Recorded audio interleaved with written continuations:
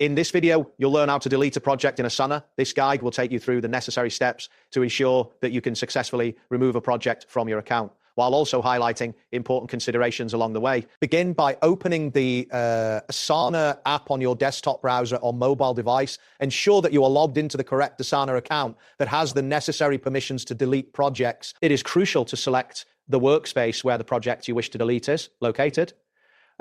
This is important because projects can only be deleted from their original workspace, and confirming this helps you avoid the risk of deleting the wrong project. Next, navigate to the specific project you intend to delete and open it fully. Once the project is opened, look for the project menu or settings icon, which is typically located near the project title. Click on this icon to access the project management options. This menu is essential for locating the delete option, and it is advisable to review the project details thoroughly before proceeding to ensure you are deleting the correct project. After accessing the project settings menu, locate and select the option that allows you to delete the project. Asana will prompt you with a confirmation message to confirm the deletion action. It is important to read this warning message carefully, as it serves as a precaution against accidental deletion.